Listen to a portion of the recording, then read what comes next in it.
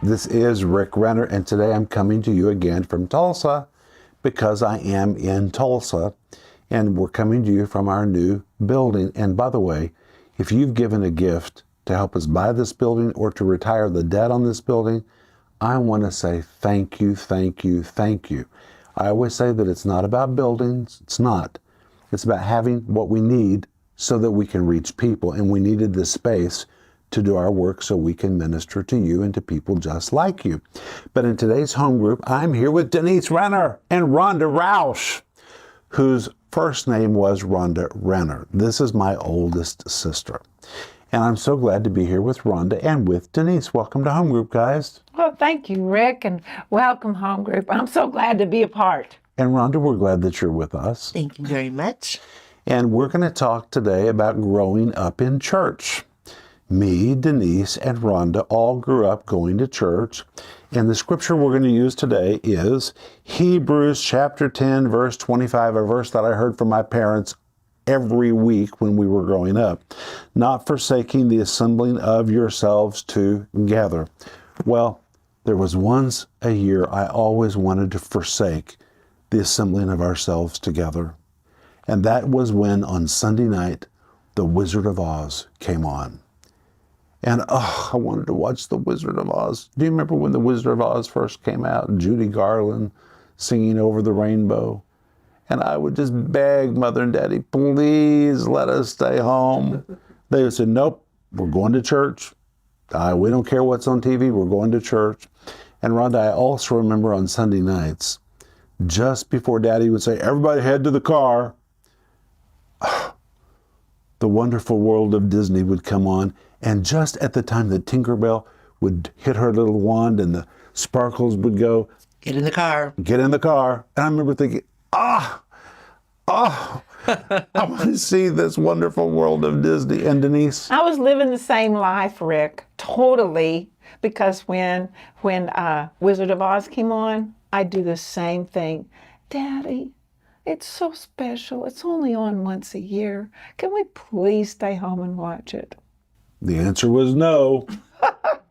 Ronald Renner, I can still hear the recliner. Mm-hmm. Can you, Rhonda? I can. Because Daddy said, the recliner goes down and Dad yells, everybody to the car. Okay, yes. Here, great. We're going to go to training union and miss The Wizard of Oz again. We were just such persecuted children. But you know what? It really helped us, didn't it? It did. And so we're going to talk about growing up in church. But first, I want to tell you something about my sister. Rhonda has always played a very important role in my life. She's always been my friend. We've always been partners in crime, doing silly things when we were kids and just having fun together, growing up in church together. I have a younger sister named Lori. And Lori is absolutely precious. She couldn't be here today. She was invited, but she can't be here today. But when Rhonda grew up, Rhonda really began to demonstrate some amazing talent. And Rhonda is a porcelain painter. And Rhonda, I just want you to show our friends what you do. Okay. Well, here's a little sampling of things that I did for the state of Oklahoma. This is China, 5-piece place setting, but I don't have 5 pieces with me right now. I mean, look at Rhonda, pick that back up. I mean, look at you paint all that. No, I painted the first set, and they sent it to the Lennox company, and the Lennox company copied what I did. So I designed it, they made it. But Rhonda, it's very intricate. Thank you. It is. Let me tell you about it. These dinner plates with the seal in the middle. This seal is taken from the Osage Nation tribal flag, and this is their insignia. This is all about Oklahoma right here. Everything about Oklahoma. It's very meaningful. It's very special, and even the olive branch that goes here, and peace pipe, and these feathers all stand for something. And these white crosses, all of it means something very special. And the blue. So we've got the blue here, and we've got the olive branches. This little piece of red fabric here signifies the Trail of Tears. And Rhonda, what about the blue one? The blue one is the salad plate. Okay. the salad plate. And these plates were made available to the public to buy whenever all this china was manufactured. At the governor's mansion. Yes, there's a lot of this. At the governor's mansion, they have a great big, beautiful event center called the Phillips Center. And this is the china that is used in that. And then what's the next piece? The next piece, I just did this for our governor of Oklahoma, Kevin Stitt. Wonderful governor. He's fabulous. We're so happy to have him. This is his second term, and these plates were used at the inaugural events to celebrate his election. And these plates were at the table settings when people walked in. It was black tie. And then when you turn the plate over, there's a message from our governor and his wife, Sarah. And these plates were everybody's party favor when they left the party. They said, "What a gift. Take your plate." Wow. And then, Rhonda, what's in your lap? Rhonda, can What I is in see my this? lap is a one-of-a-kind kind of piece that I did. This one is for my daughter, Lindsay, and I grabbed it off the table today. And it's her monogram. She is a Valentine's baby. So this was our best Valentine ever. Happy birthday. And this is personalized from her dad and me. Pink, of course. And so I do lots of these kinds of monograms. And those are Limoges boxes. This is from France, Limoges. It's the best money. And Rhonda, you've done work for the French ambassador, the U.S. ambassador to France. You've done Yes. movie stars. Yes. You've done stuff for the White House. Billy Graham. Billy Graham. Billy Graham. I mean, the list of who you have made things for is amazing. Yeah. When people need something that for someone who is hard to buy for, I'm a good one to call. We dream up all kinds of stuff. Well, you know, Rhonda, if you talk about the Renner family and the Miller family, because we're Renners and my mother was a Miller, and on my mother's side of the family, there was a lot of creativity. Our great-great-grandfather was one of the band directors for P.T. Barnum. Is that amazing? Mm-hmm. And he was also an artist. He was a painter. Mm-hmm. And we're also from a circus family. That side of the family was a circus, so there was lots of interesting talent. One time we had a big family gathering, and we had never met the whole circus side of the family. Rhonda and I was probably, 10 years old. And Rhonda and I were standing in the backyard, and Rhonda said, "Are we really related to all these people?" Because it was just really different people. But Sorry I said that. I mean, it's a pretty interesting background. You can read about it in the book called Unlikely. And then Denise is from a really musical family. Denise, her mother was a Stamps. Have you ever heard of the Stamps Quartet? It's a very famous group of gospel singers. Denise's mother was Nora Stamps. And so Denise comes from the Stamps family. And they all sang. I can still see your mother and her sisters standing around the piano just belting it out. And of course they gave that to you. Isn't that amazing? It is amazing. But you know, we all attended church, and we were taught that we were to use our gifts and talents for the Lord.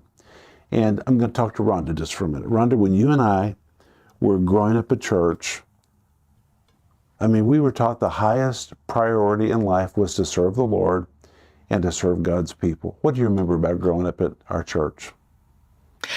I thought that was a normal thing for everybody, our kind of way that we grew up. And what made our church really different is that our pastor was a Juilliard-trained musician and his wife. And so we had very high-level music in our church. And I just thought that's how church was. And I loved it. And it was all about a disciplined life, being there. You know, you're there. The doors are open. We're having church. The Renner family goes. And that was a great way to grow up. I didn't realize it at the time, but boy, do I now realize. I mean, we were there Sunday morning. Mother taught a Sunday school class. Mm-hmm. Mother and Daddy were in the choir. Mm-hmm. We were there Sunday night. Choir practice started at 4 o'clock or 5 o'clock on Sunday for afternoon. the youth. Yes. Wednesday night was regular service and then the adult choir practice. Right. If there was visitation we were there for visitation. If there was anything else at the church, we were there. It didn't matter what it was, we were there. And then Daddy became the janitor. Yes. And actually, my very first job in life was working with Daddy, trying to buff those hideous old tiles back from the 1950s and 1960s. Daddy would give me a rag and he'd say, son, this is God's house. You go in there and you buff those floors with that towel until you get rid of every scuff mark this place needs to shine. And I just couldn't bear those scuff marks. And Daddy would pay me a quarter. I'd work all day long. At the end of the day, he'd give me a quarter. And he gave me one entire wing of the church, which wasn't very big, but back in those days, it looked like it was so enormous. And I would just work on those tiles and work on those tiles. But Rhonda, we really were taught that there was no greater priority than going to church, loving the church, loving our pastor, and we really loved our pastor. We did. He was wonderful. Awesome. He was the only pastor I ever knew until I left Tulsa. Right. And Denise, how about you? Well, we went to church Sunday morning, Sunday night, training union, Sunday school. I was a GA. Rhonda, were you a GA? Of course I was. Did I you? was an RA, that's a Royal Ambassador. Yes. Did you GA become is a Girls queen? Auxiliary. I did not. I did. Denise, you were a queen? Absolutely. I was crowned. I think I never went past princess. Oh, well, at least you passed lady in waiting. I remember that one. I have to tell you, the one year at the Valentine banquet, I was elected the king of the Valentine banquet, That's good. which was in the rock basement. Yes. You know, Rhonda, now when you drive by that rock building, it's just a tiny little building. We didn't know. We thought it was huge. I mean, we even played, we played at the church. I remember one Wednesday night, for some reason, I got out of the church auditorium, and our church auditorium had like an oval roof, and me and the guys crawled up on top of the roof during the church just to see if we could get on the roof. We never thought about the fact that they were going to hear us on the roof. Uh-oh. Suddenly, the door flew open to the exterior, and guess who came out? Brother Post, the pastor. He said, Ricky Renner, you and those kids, get off of that roof. Oh my gosh, Daddy was waiting for me with the belt after church. I really got it. And you know, Daddy used to pull my ear.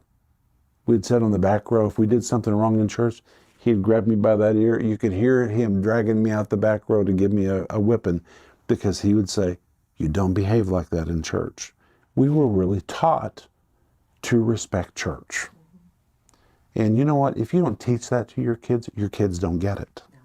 You got to teach that to your kids. Denise? Well, I was talking with my friends In church? in the back row. Mother was in the choir. She saw it. All of a sudden, I watched my mother, during the message, get out of the choir and come and sit behind me. That evening, I got the switch. That was awful. I mean, I can still just lift my legs thinking about a switch. But Mother taught us that you respect, just like what you said, that you respect the presence of God. I was taught that when the invitation is there, you don't talk, you don't move, because God is going to touch people's hearts. And we sat by Mom and Dad we were little kids, and we sat by Mom and Dad through the service. My mother, if I talked, she would pinch me. So I knew not to talk. I mean, we were such fixtures in our church. I can tell you right where everybody sat. Grandpa and Grandma Renner sat on the second to the last row in front of the Wilkins. I loved to sit with my Grandpa and Grandma Renner. Grandmother Bagley, by the way, I only had 6 grandmothers. Right, Rhonda, is it the truth?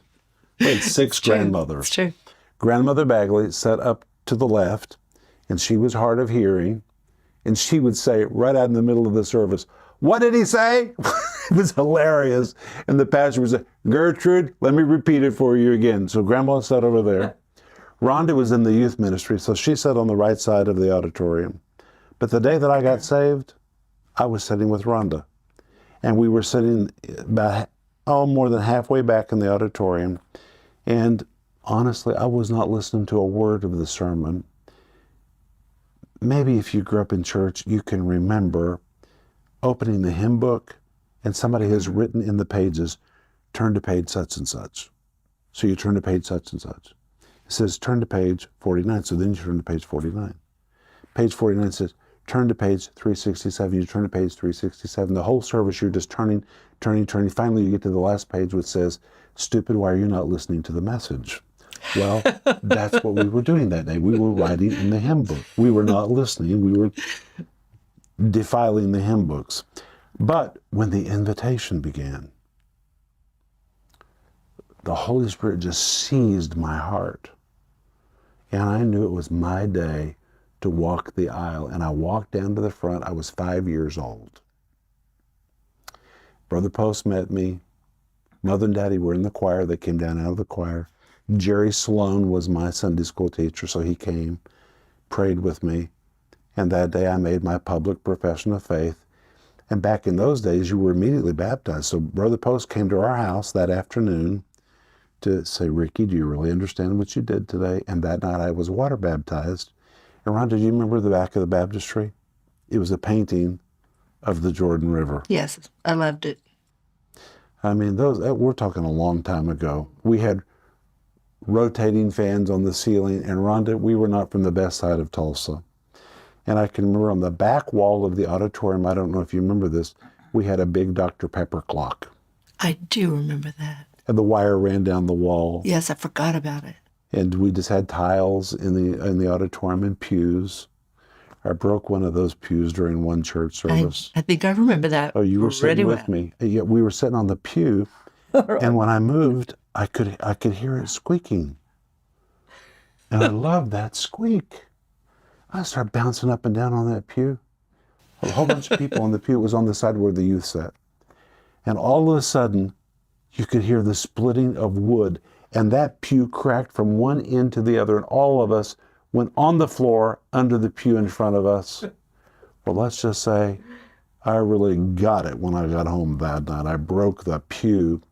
But you know, our whole life was in the church. Yep. Good days, bad days. We did not know anything but church. And look at us. None of us are damaged. Yeah. We did great. You know, sometimes today people are afraid to make their kids go to church. And I don't understand that because everybody makes their kids go to school. Yes. And what they can get in church can help sustain them for the things they get in school in this day and age. Well, that's a very good point. So why would you not send your child to church if you're going to also send them to school? Because they need something on the inside to help them get through life. Whether it's school, whether it's work, whatever it is. That's right. So I can't imagine that it's not a priority with some people, but... Well, you know, a lot of people that are part of our home group didn't grow up like we did. Right. They didn't grow up going to church. They may have come to the Lord later in life. And maybe you're wondering, should you make your kids go to church, or what should you do about your grandkids? If you don't teach your children to value it, they won't. Isn't that true about everything? You teach them to value money. You teach them the value of discipline. You have to impart those things to your kids. And honestly, all three of us, we are the product of our parents. Our parents really put those values in us. Thank you, Mother. Thank you, Daddy. Yes. For teaching us. And because of what they put in us, today God's using us to touch others. This was fun. Thank you, Rhonda, for being with me and Denise. It's fun. Thank you for bringing your work and for showing Rhonda, our home group these are members. amazing, Rhonda. Thank you very much. By the way, Rhonda, don't you have a website? I do, but it's not very good. So look at, well, it's not that it's not good, but I don't keep it up. But what's it called? RhondaRoush.com. But my Instagram page is the one to look at. That's where I put, it's a repository of everything I've ever done. Well, thank you for being with us. We just wanted to have fun with you, and I wanted you to meet my sister. And Denise and I are so glad we could be here with you. We love you. Bye-bye. Please like, subscribe, and share this video with your friends.